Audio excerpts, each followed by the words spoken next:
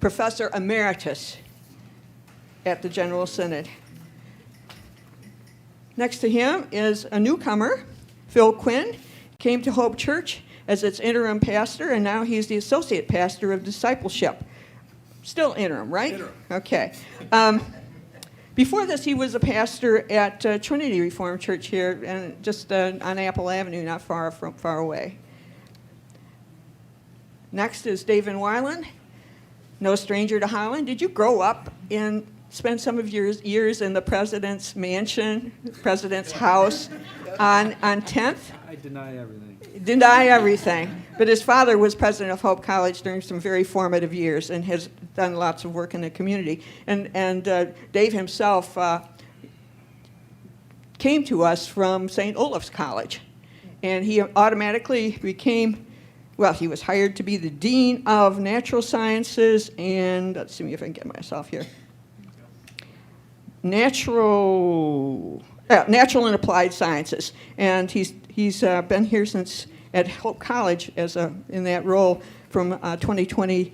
And right now he is the principal under the leadership of he's focusing on a task force on Hope College futures. Is that correct? And have you been also named to lead the Hope Church exploration of what futures may be ahead for us? Are you on that committee? There's a committee. Okay. Who's the chair of that committee?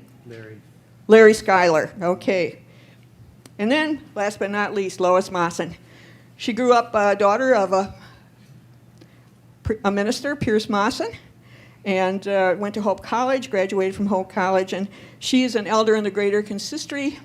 She has had major responsibility for the renovation of our church in 2017, 2018, I forget which, but without her coordinating all the people working the project and helping our congregation to do the planning, we wouldn't have as nice a structure as we currently have. And thank you for that, Lois. She is she has served as a delegate to General Synod at least 2 times, and she was an active participant. She spoke up at times when somebody needed to speak up, and she did that, especially the last, most recent General Synod. So with that done, you want to start with Lois? Okay, Lois. We're going to hear from them various perspectives on evangelicalism and Hope Church. And we'll probably take questions after each speaker. Would that seem like a reasonable way to proceed? Any objections to that? Rather than wait till the end and there's only 3 minutes left, let's allow for questions after each one of you speaks.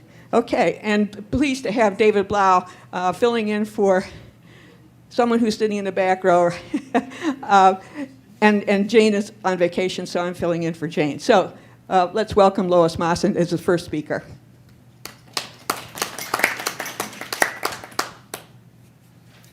Well, as I have listened to the provocative and deeply informed speakers, Get it closer.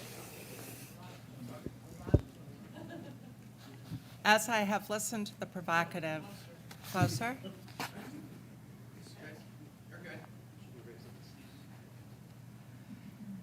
As I have listened to the provocative and deeply informed speakers over the past 3 sessions of this program, I have thought, what the heck have I agreed to? What are my credentials to be part of this discussion? Let me acknowledge that they are skimpy, and then assert that we all come to this topic with both personal and corporate, meaning shared body lenses. I grew up, as Judy alluded, a preacher's kid in the RCA. I don't think it's always been apparent to me how much Reformed theology was subliminally inculcated along the way. I've been a member of Hope Church for 30 years. I served for uncounted years, literally uncounted, I have no idea how many years, as the chair of the Community World Ministry and then the Community Ministry. I've served as both a deacon and an elder, and I am currently an elder. You're not coming through on that, Lois.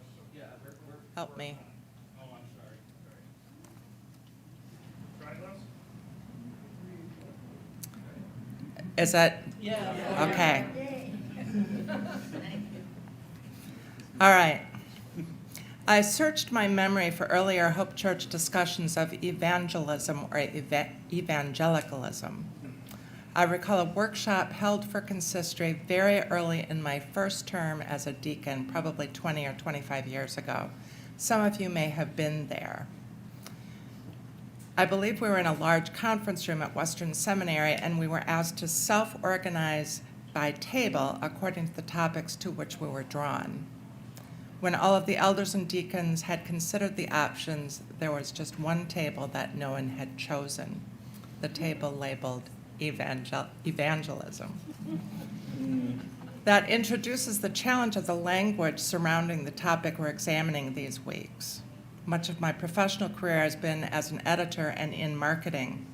In spite of being personally a purist and an idealist about language, I've had to accept that language means what people think it means, not its etymology or even what the dictionary says. One example, my eldest son is a surfer, and when he told me that Hurricane Fiona made some sick waves off the Outer Banks, he was not saying they were ill.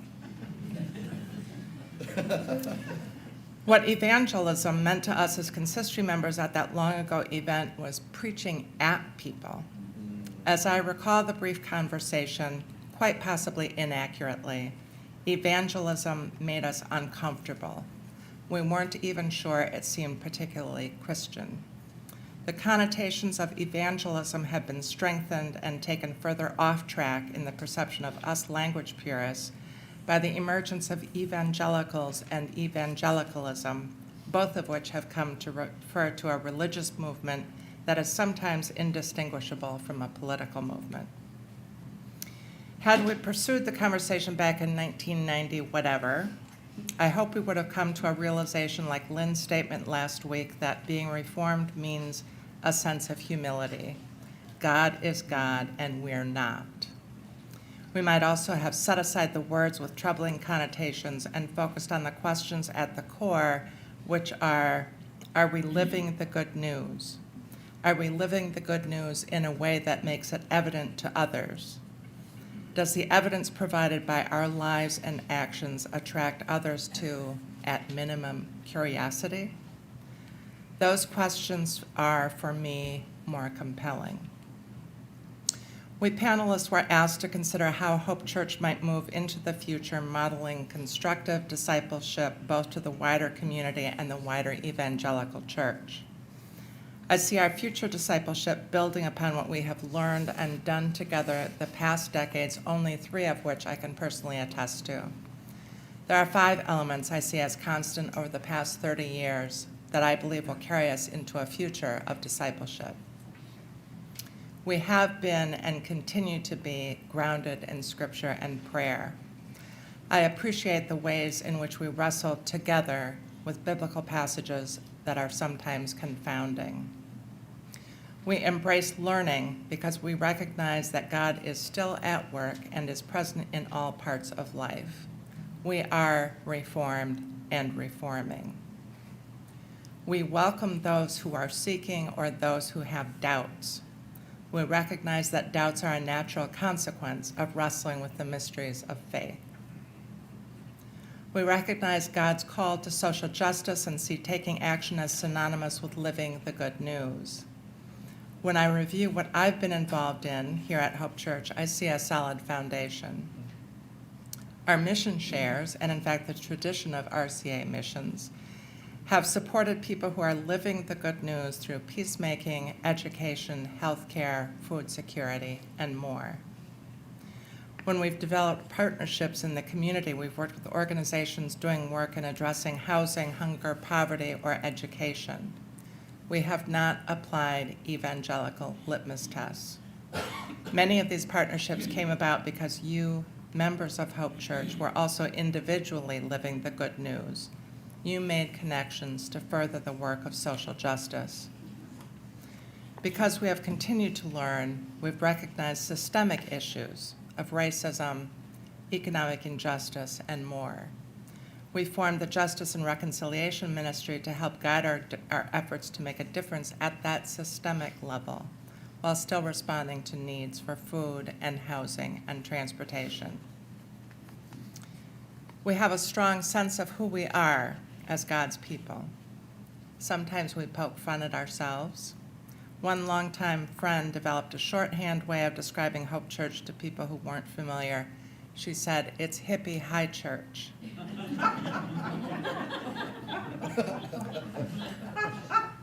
I think that's accurate in more ways than she may have intended. We are independent thinkers. We value the community that we have made and continue to make together. We value sustainability and creation care. We are willing to be countercultural in ways that may sometimes be prophetic. This matters more than we know. Being a delegate to General Synod is not an unalloyed blessing, but it is an opportunity to hear from other people within the RCA how much it means to them that Hope Church is the presence and the voice that it is. For some, we are, sometimes without knowing, a source of affirmation and encouragement. We've caused others to stop and think with results that we can't always see. I think of a book by Jonathan Haidt from about a decade ago, The Righteous Mind, Why Good People Are Divided by Politics and Religion. There are many things about the book that I've come to question over time, but one point that has stuck with me is that the first step in shifting perceptions is demonstrating that there are good and faithful people who believe differently or think differently. Seeing that alternatives exist is the first step in changing a mind.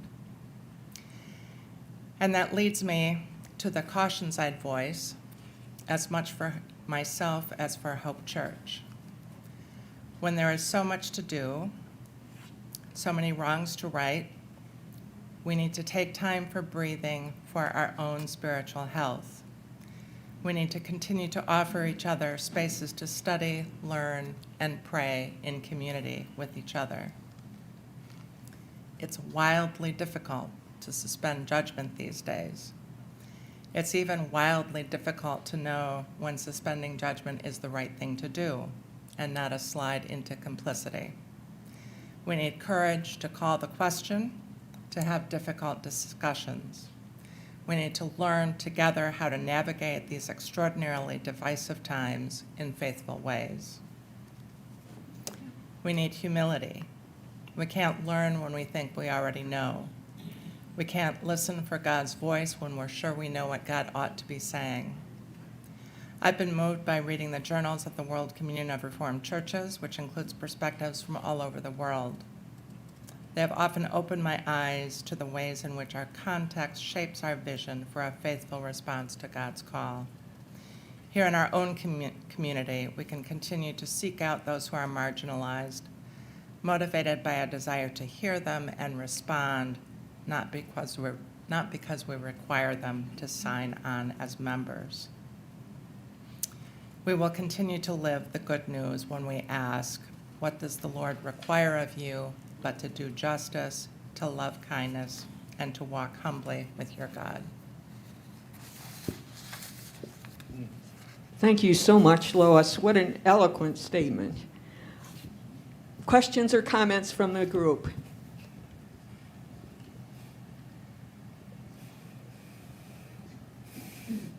We have one from Jane.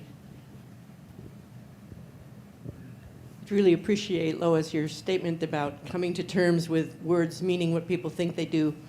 I had never thought of myself as an evangelical until I was invited to go and speak to a group called Evangelicals Concerned, which is all a group of gay and lesbian, bi, and probably trans, but we didn't say that in those days, folks. And so I get there, and I was so moved to understand the Holy Spirit in a way I'd never had, being in and amongst that group of folks. And the love of God, I felt surrounded by the love of God. I came back proclaiming I was an evangelical. And my friend Dave Myers said, "Jane, you're not an evangelical." And I was convinced I was, because it meant the good news. And I felt like I had been touched by the good news by a group of people who had been excluded.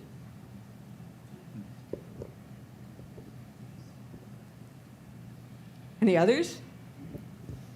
Then we'll proceed to Dave Van Wylen. Would you tell us what it means for you or what you see at evangelicalism in relationship to this particular congregation to be? Yeah, and thanks, Lois. I wrote down some things I'm going to now quote you on. Like Lois, I realized I felt like I had very little to add to what's been a really rich discussion about theological issues. So I'm gonna give you a perspective that comes from my world. That's the world of science. I've been mostly a cardiac physiology, but I've been so intrigued by neuroscience. I'm not a neuroscientist, but I'm going to give you perhaps a neuroscientist perspective on our polarization. So we've heard a lot about what evangelicals believe. I want to add a perspective on why they believe what they do. So I'm going to begin by saying that I think evangelicals believe what they do for the same reason that I believe what I do. And sort of to make that pretty personal, it's really what you believe and what I believe, and for the same reason. I think it's because our brains are wired to do so. In other words, why do we believe what we do? We're wired to do so. Our brains leave us hardly capable of believing anything else. I've been thinking about this a lot, especially since 2016, where it felt like we became even more polarized. And what intrigued me so much was that when I listened to people who were more conservative than I do, conservative evangelicals talk, they spoke with such conviction. And they weren't speaking, as far as I knew, they weren't speaking with their fingers crossed behind their backs, nor was I speaking with my fingers. We were speaking out of our deepest convictions. So what we say, what we do, is an outflow and an integration of what happens in our brains. So just a word about our brains. Our brains are almost beyond understanding in their complexity. By some estimates, we have 86 billion nerve cells, these neurons that connect with each other.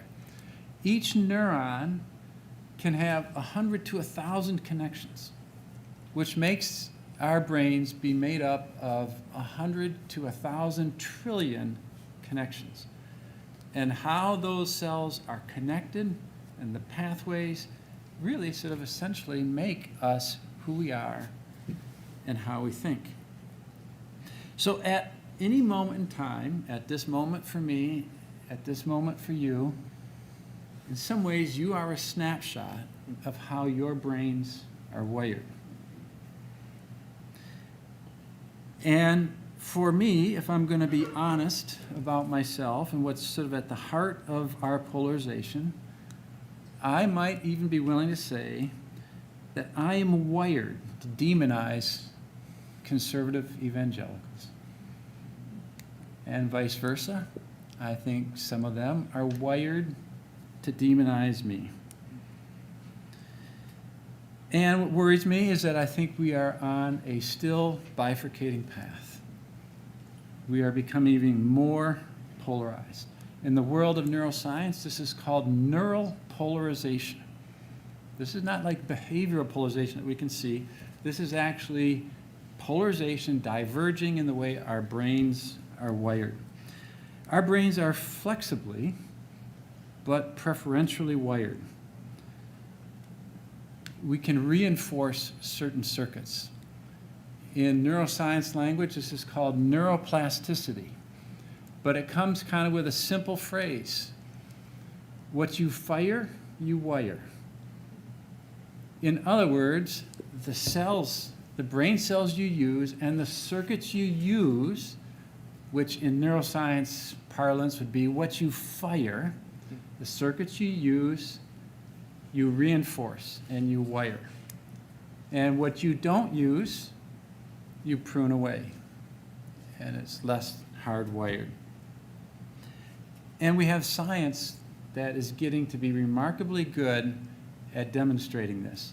This is one paper, a 2022 paper, recent paper from the Proceedings of the National Academy of Sciences, very prestigious journal. It's titled Functional Connectivity Signatures of Political Ideology.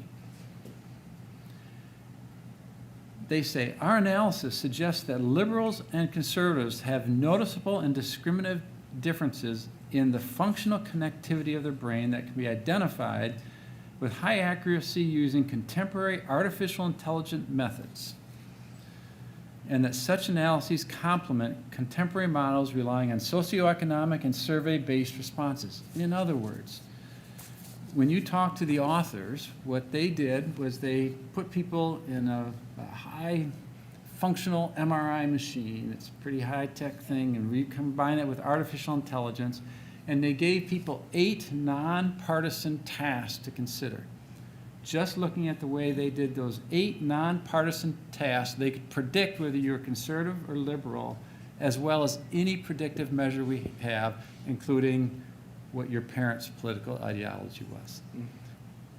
Even if you were at rest and they just looked at your brain, they could predict what you are. So in principle, if we had all of you hooked up in this room, we could say, okay, I can see you're conservative or you're a liberal. And think of what we have a chance to do these. We are so into hearing that which reinforces the way we think. What you fire, you wire.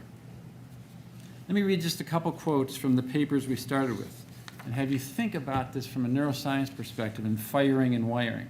So Peter Weiner says, when the Christian faith is politicized, churches become repositories not of grace but of grievances. Places where tribal identities are reinforced, where fears are nurtured, and aggression and nastiness is sacralized. Reinforcing our tribal identities, what you fire, you wire. Where fears are nurtured, what you fire, you wire. Where aggression and nastiness are sacralized, what you fire, you wire.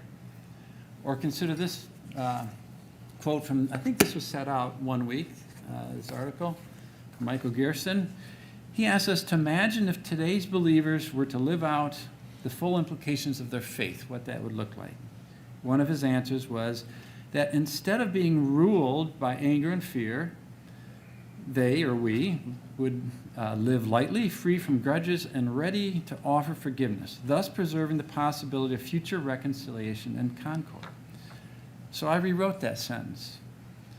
Instead of being wired preferentially for anger and fear, they would be wired to live lightly, free from grudges, and ready to, and wired to activate brain circuits that offer forgiveness, thus preserving the possibility of future reconciliation and concord. So what does that mean for what I try to do? I'm very acutely aware of what living in anger does.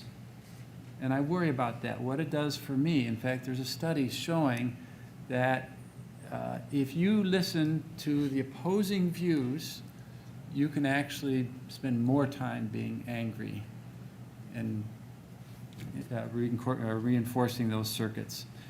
So it's kind of an odd perspective, but I try to think about how did others come to be wired the way they are? What can I understand with a perspective that asks, how did you become wired the way you are? And just to practice the fruits of the Spirit. I have to say, I come back to Lois. Language means what people think it means. Language means what you're wired to hear. Okay, that's it.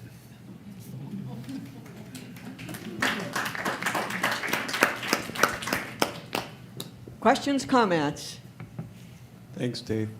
I'm also fascinated by neurology, and I'm wondering two parts. First of all, when do you think is the most fertile time for the brain to be wired developmentally?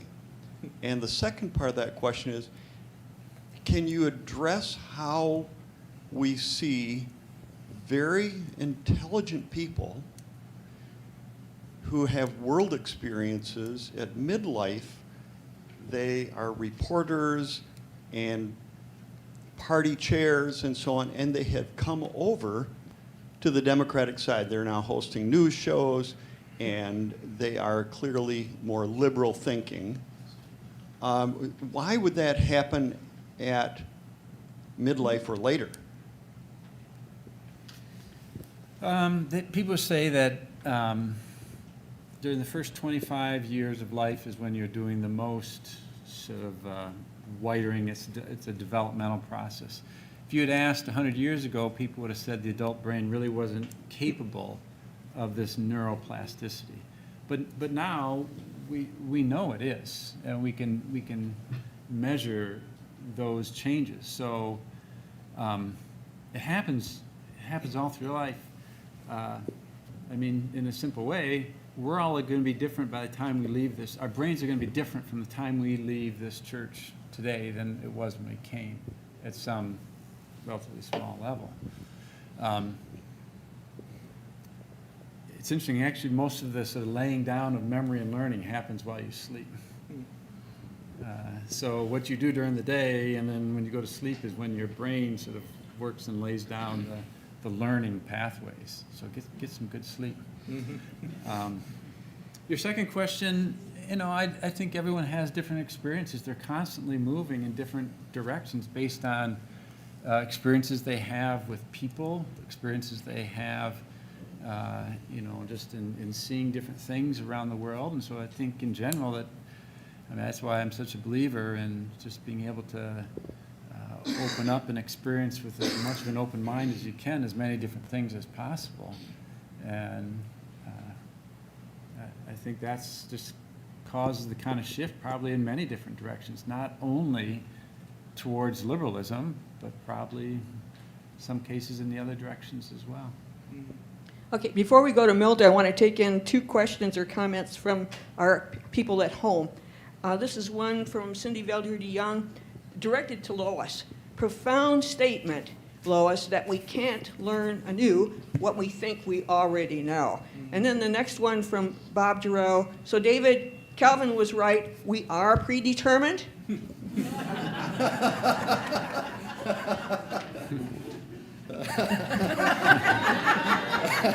I don't know if we're predetermined, but I think we're always determined.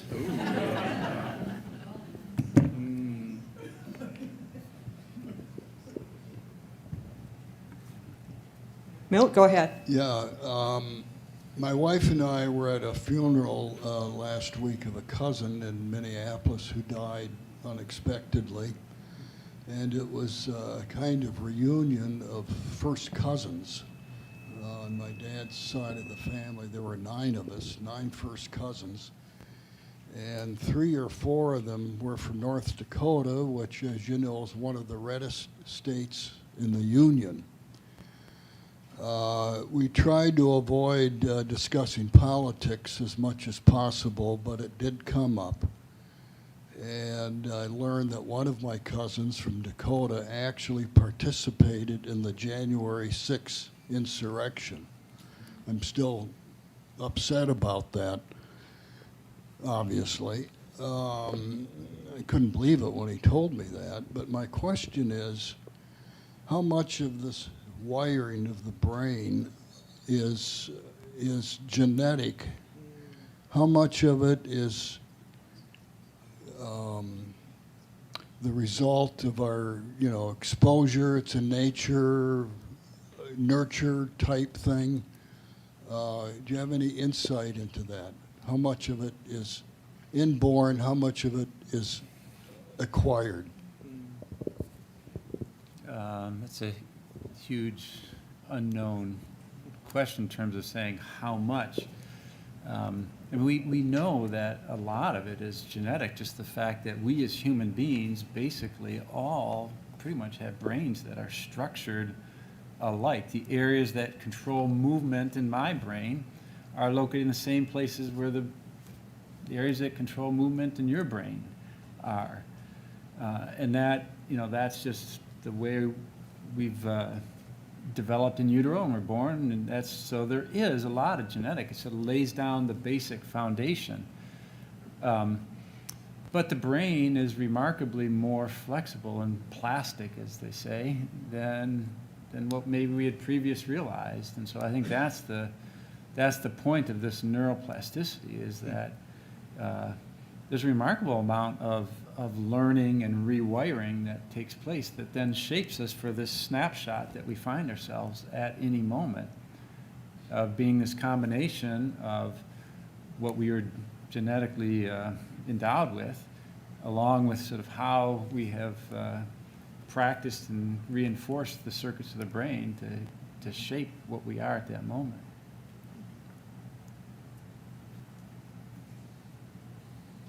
Anything else? Okay, we got another comment in the back.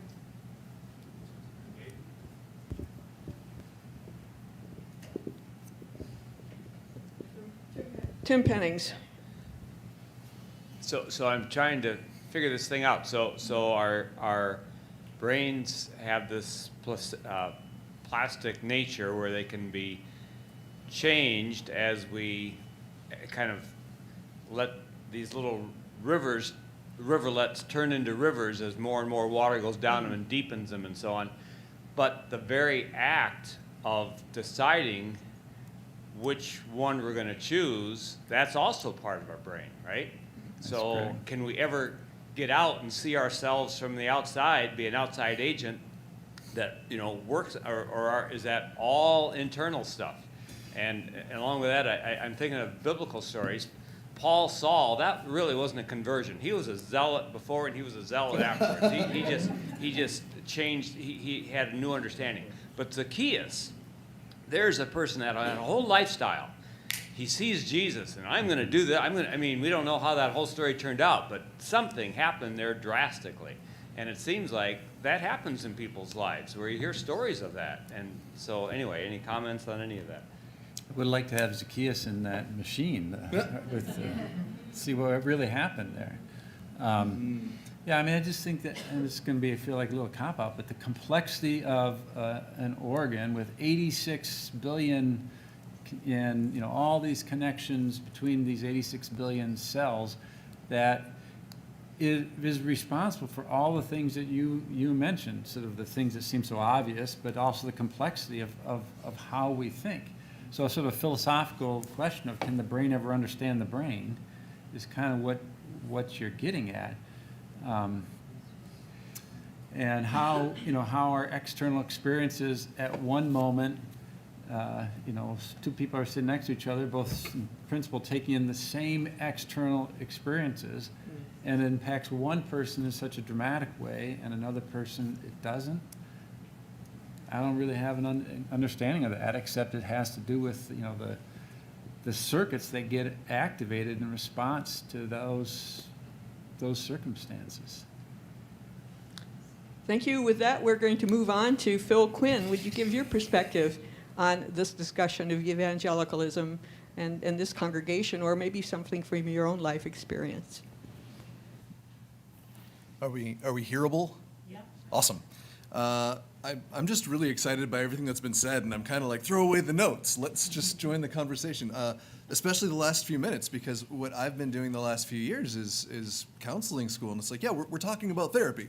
That's what we're talking about, is, yeah, we just all need to go to therapy, and it's going to be great. Let's do it. And I know I'm not the only one in the room that has experienced therapy, and I'm not the only one in the room that is practicing to some degree, but that feels really important to me. Particularly, it keeps bringing me back to one of the statements. Cindy, hi Cindy out there. Thank you for saying this a week or two ago. I was watching the recording, and Cindy said something about evangelical anxiety. Do you remember this? And this idea that there's this anxiousness in how we need to, well, I see it play out in so many ways. We need to make sure we do another funding campaign. The church needs to always be growing. Attendance was down this Sunday. Or individually, I can see it play out in, I need to make sure my family is in agreement with me, or that my political views are accepted by you, because then to some degree, that will make me feel okay.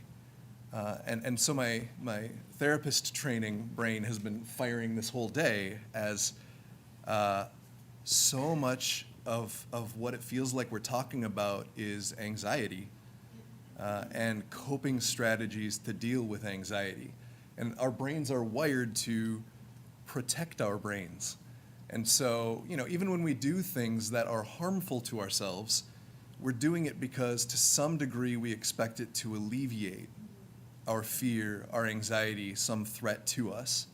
And one of the big ones I think we're experiencing culturally is belonging, a sense of community. And as we've, maybe because we've grown more diverse, and when you turn on the TV, you don't identify with everything that's there. Maybe because we've become much more online, and so you filter more toward people that agree with you, and the people in your physical community you don't have connections with. There's probably all kinds of reasons why that anxiety continues to go up. I love the hippie high church. I'm grateful to be part of a hippie high church where we can be together and have differences. And also, I was thinking about what you said, Lois, the seeing that alternatives exist is the first step of changing minds. And I think even on the less evangelical part of the spectrum, or whatever Hope Church hopes to be, I think there's still an important question to ask about why we're interested in changing minds. Because I think we can be, it's like what you said about Paul. We could just be, no, we're right. And let's make sure they all agree with us, and let's transform them so that we can be the right ones.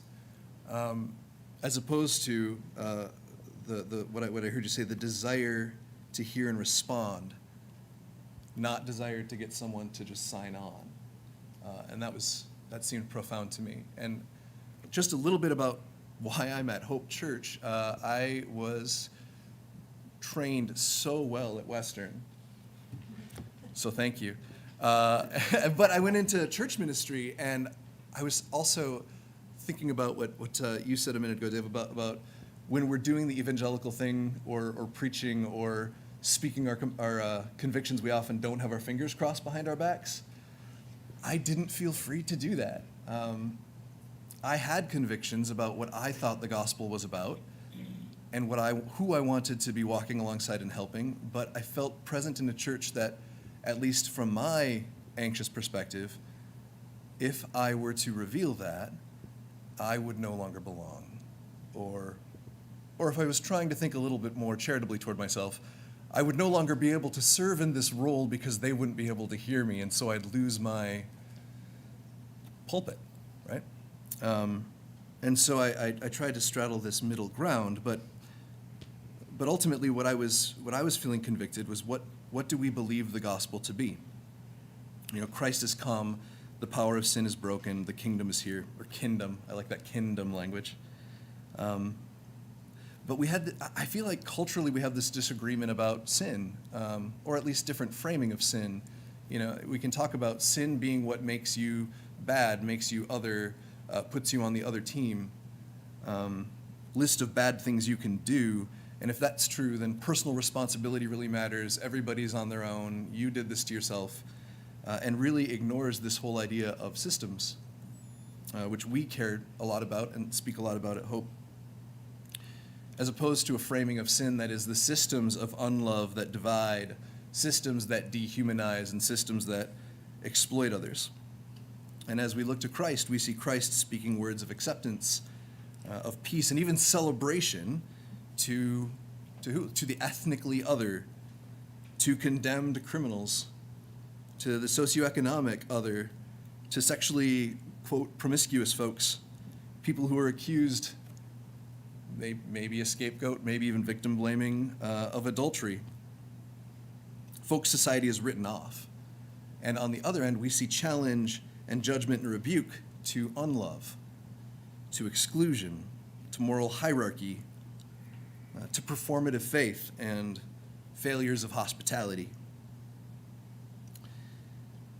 And the ones that others wanted to exclude are often lifted up as kingdom, role models, like the woman at the well. And the disciples are like, why would you be talking to this person? And he's like, there's someone in town doing a whole lot more than you right now. To the child that they're like, we don't need kids around here. And he says, unless you're like this one, you don't get it. And the woman who's washing Jesus' feet with tears with her hair, and everyone at the table is scandalized because she shouldn't be here. And he's like, look at how much better she is at this than you are. You didn't wash my feet. And so, just a little bit about my time at the church I was at, I don't want to sound disparaging. I think I'm very grateful for my time there and lovely people. I think this was a lot more about my journey.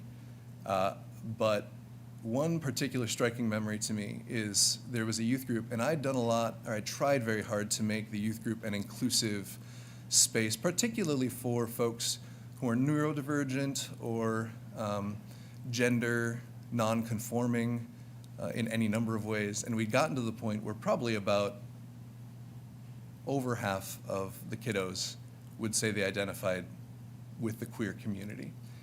And there was one week where a new student came forward and pulled aside a young woman and me and came out as trans. And so the student, who had already been at youth group, said to her, so grateful that you trusted us enough to share this. I want you to know that you are safe here. Phil is safe. This church is not safe.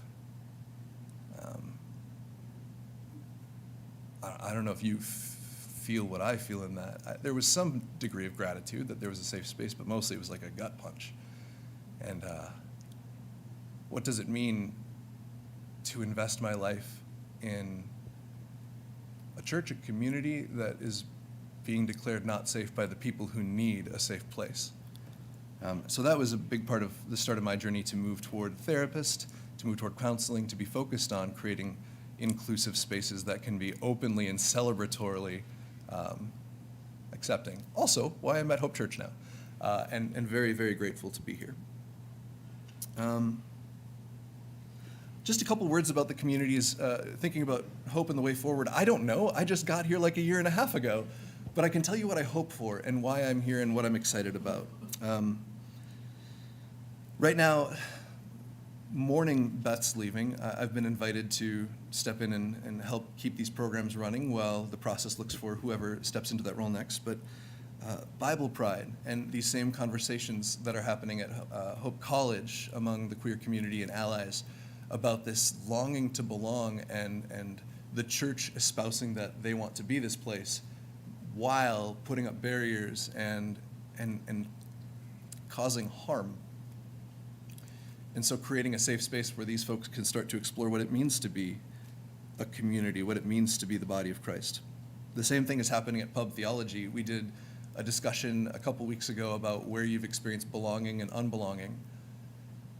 And the queer community comes up as a source of belonging for a lot of people, and the church does not. Not speaking about Hope Church in particular. That's more of the when people talk about what they feel about church, and not actually most of the folks who show up at Pub Theology aren't necessarily here on Sundays, but this is their lifetime experience of church.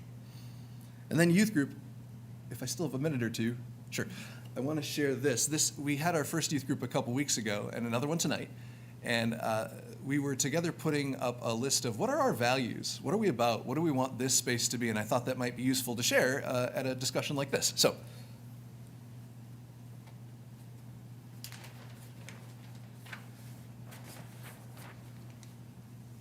This is a really good a visual for this space, sorry. But we eat and drink. We went to the table first. I was really excited about them. Fun and games, it's a playful space. Don't have malice in your words. When we're talking about what it feels like to be inclusive, it went less to here's what we all agree about and more when we speak, when we disagree. It's not malice. Kindness, respect. We openly embrace LGBTQ+ and human rights. There was some really careful thinking about, are we saying no one else is welcome here? No, we're saying this is a space where that isn't in question, so folks can come here and know that they are safe. We laugh. We are an open space. Well, thank you. We're an open space, but we ask consent to vent. These are such wise young people. It's not, let's just all, and we can dump all of our stuff. There's a wisdom about what that does anxiety-wise and what kind of traumas other folks might have been through. And without knowing what that person is going through right now, we can't necessarily, in good conscience, dump things on them for them to experience. So there's beautiful wisdom here about how do we offer hospitality even to those seeking to help us. We're COVID safe, keep illness at home. Your voice is welcome, don't invalidate others. Introverting is celebrated. That's not always true at the church, but that's something they value. We value self-care, it's okay not to be okay. Be yourself, we are a lively place. Don't overwork, rest matters. Be aware that we don't know what others are going through. These are from the kiddos. This wasn't me saying, here's what you're gonna do. This is what some of the, yeah, let's get rid of that. Thank you so much. And I wanted to share that just because as we're thinking about the future of Hope Church, these are the young folks of Hope Church sharing what they long for the community to be. And I thought that might be an inspiring, encouraging, valuable, instructive thing to share here today. That's what I have. Thank you very much for sharing all of that. And it does give us great hope to know that our young people are this way, very optimistic and progressive. Any questions or comments for Phil? Dave Myers here. Over these 3 weeks, evangelicalism has gotten a pretty bad rap, starting with Peter Weiner, who born and bred evangelical and who still believes what he always believes as a conservative, but who critiques the kind of the unchristian political hijacking of today's evangelicalism. And Phil, you've spoken of it being an unwelcoming place for some. But I'm wondering, lest we become too comfortable with ourselves, if there's something positive we have to learn from evangelicalism. Does evangelicalism have anything to teach us, today's evangelicalism even? And I'm asking that of any of you or anybody in the audience.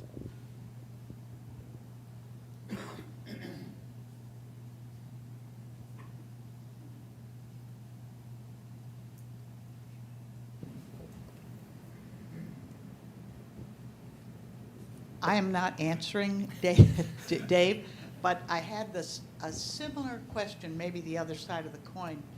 And my question is, in Gerson's article, right before the end, he says, do the dark pleasures of resentment and anger simply have a stronger emotional appeal than the virtues of compassion and self-sacrifice? I don't use the word wiring because I think it's simplistic unless you're talking about a zillion, quadrillion wiring. But there has been a lot of research showing not just plasticity, but even into old age, plasticity and brain changing.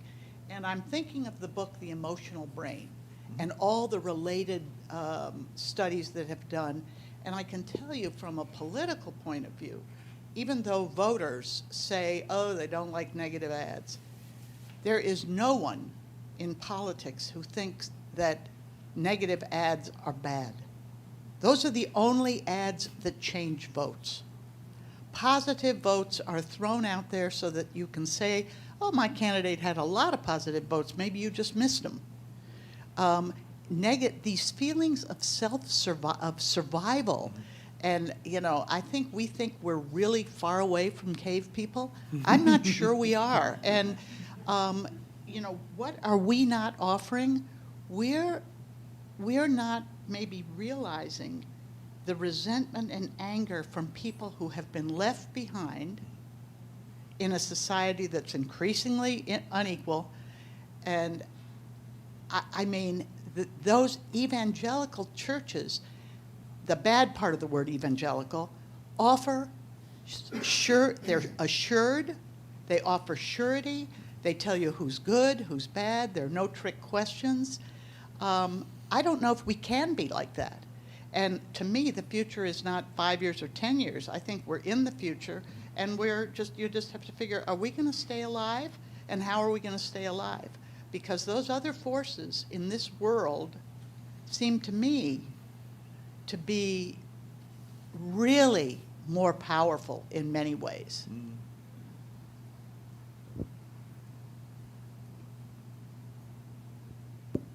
I think we need to also do what we can to aid the transition from these expressions that are that we just heard from our own young people, and we've heard these similar kinds of things in confirmation.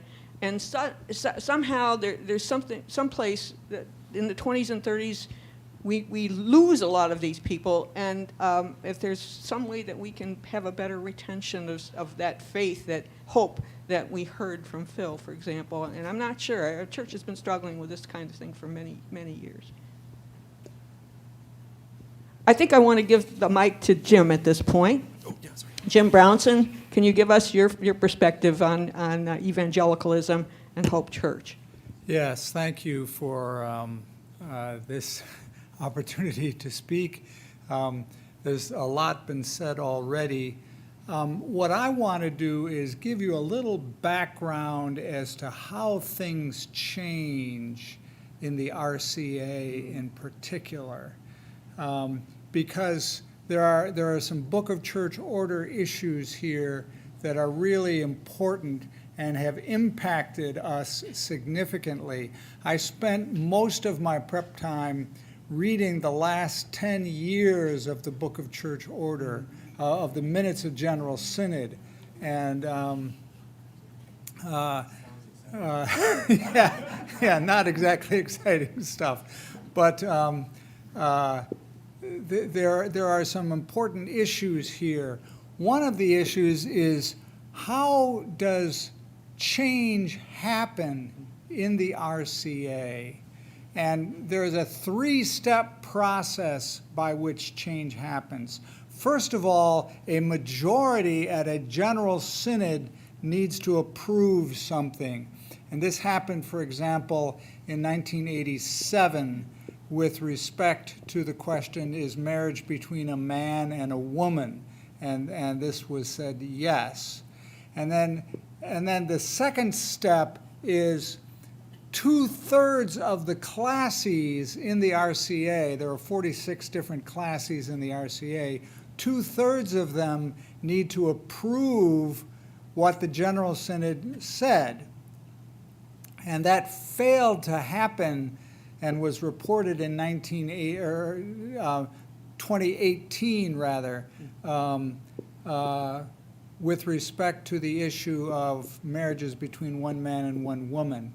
And so what that meant was that was the end of that process. And if you just track, that's when conservatives started leaving the RCA, when 2/3 of the classes failed to ratify what the General Synod approved. If 2/3 of the classes ratify, it's still not a part of the Book of Church Order until a subsequent General Synod, not necessarily the next one, but any future General Synod, picks up and approves the statement that was approved by 2/3 of the classes.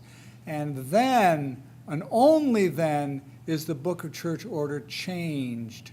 And ministers don't vow to uphold the statements of the General Synod. What ministers vow to do is, I will conduct the work of the church in an orderly way and in accordance with the Book of Church Order. Okay? So this issue of what's in the Book of Church Order matters, because that's what ministers vow to do. They don't vow to uphold the statements of the General Synod. They vow to conduct the work of the church in an orderly way and in accordance with the Book of Church Order. So this is an important issue, and it's interesting when I look back over the last 10 years of the General Synod reports. This issue of conflict over LGBTQ plus rights is constant. Every year it comes back again and again and again and again. And the reason why it does it is because the Constitution was not changed. And this attempt to change the Constitution failed, and as a result, a lot of conservatives started to leave the RCA.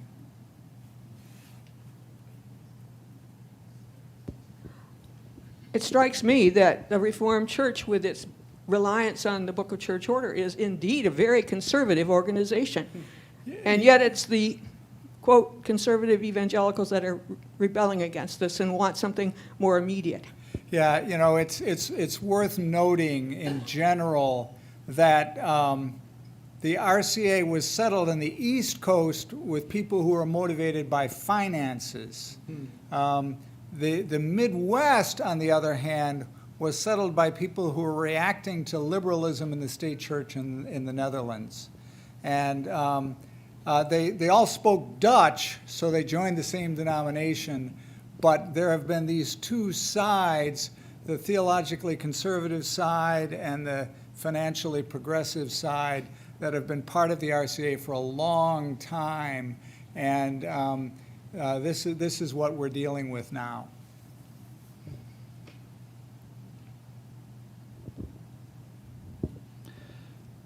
Once maybe some of the dust settles with these various churches leaving or reforming, would it be, is it a possibility that the Book of Church Order would be looked to be changed in the positive for LGBTQ populations that have, you know, the flip side was, you know, man and woman only?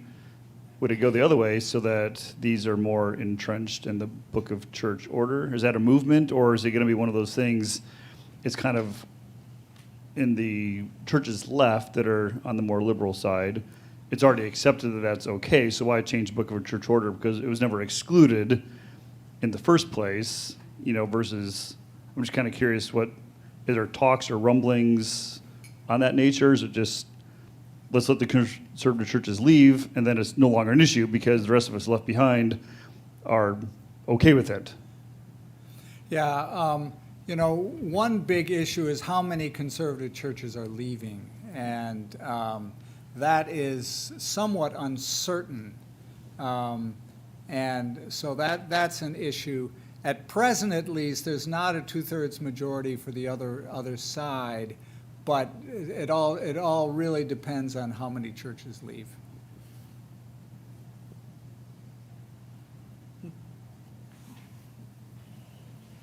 Any other comments or questions? Let me check.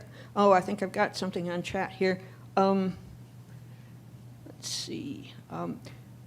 This is from Bob Giroux, two of them. To David's question, evangelicals have shown up.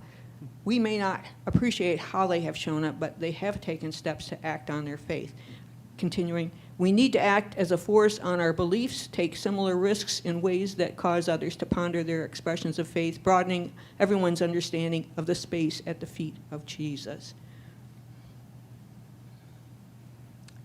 It is about time to finish, and I do want to express thanks to Bob Lydens, who's not here, but he's the one who helped plan this, put it all together, contacted the people who have been speakers from week to week. Great thanks to Bob Lydens, and thanks to all who have participated. Thanks to you for coming. I do want to mention about next week, appropriately enough, and I want to mention too that the current Christian Century has two articles in it that are really apropos. One of them is Finding Church After Religious Trauma, particularly focusing on gay folks who are finding church after being disappointed with the previous church. And then the other one, Post-Evangelical Healing. And also I want to mention to you, come back next week, we're going to have Hope College Assistant Professor of Philosophy, Kate Finley. She's going to help us look at helpful and harmful views of mental health and help us discover how Christian communities and theological and cultural ideas can help to shape people as they are dealing with issues of mental health. Come back next week. Thank you all.